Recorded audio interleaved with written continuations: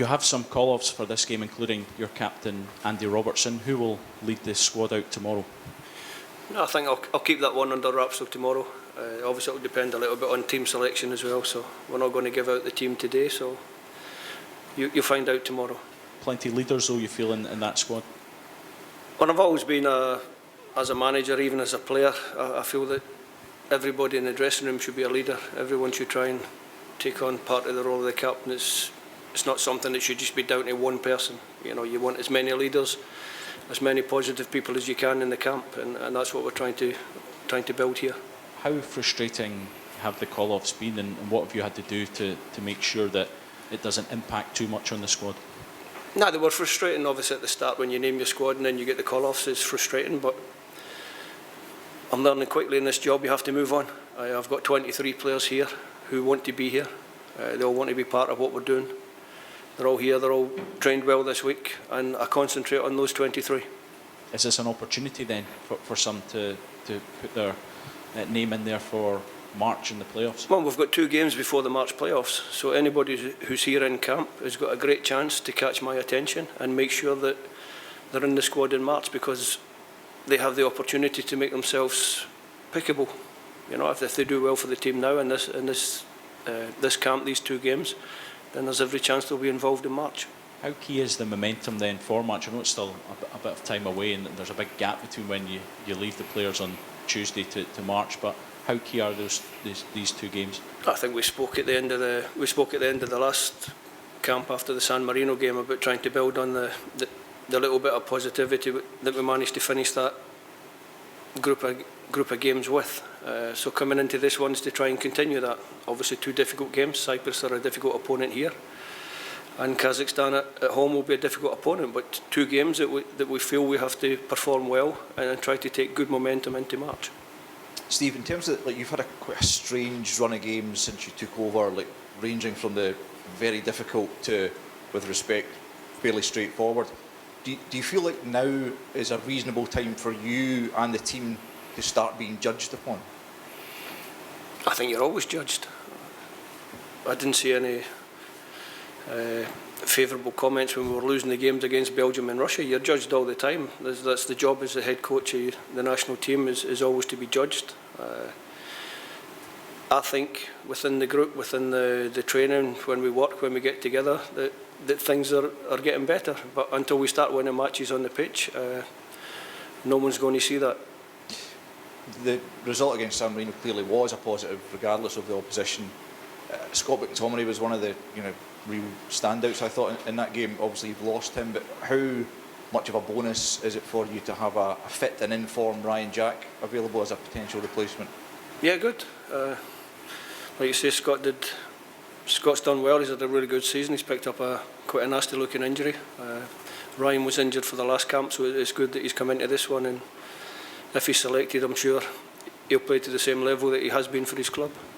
Do you feel like the players feel that they have something to prove now? Top players, in my experience, the players at the highest level always feel as though they've got something to prove, and always go onto the pitch with that attitude. Do you feel, Steve, you've had a wee bit of a bounce from the San Marino performance, because previous camps you've gone into them on the back of a heavy defeat? You feel that you've not had to build up the confidence, you're almost kind of getting a bit of momentum? I don't think it's so much confidence or momentum from that particular game. I mean, obviously the big games in the group were the games that we wanted to produce a big win, and we didn't manage to do that.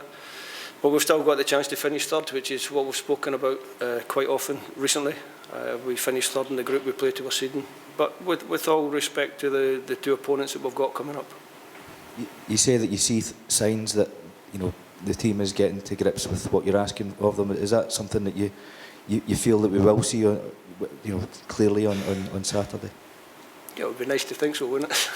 It'd be nice to think so. No, but listen, we're working towards a target. We have a definite target in the group to finish in third position, and we have a definite target come March when we have the qualifying games that give us a second opportunity to get to Euro 2020.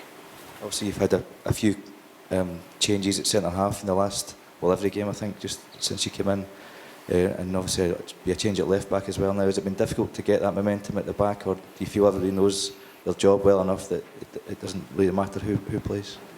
I think what we're trying to do is we're trying to put in a structure and a way of playing that no matter who the personnel is, they understand what's expected of them in the context of the team performance. So hopefully you saw that in the last couple of games, and hopefully you'll see that in the games going forward.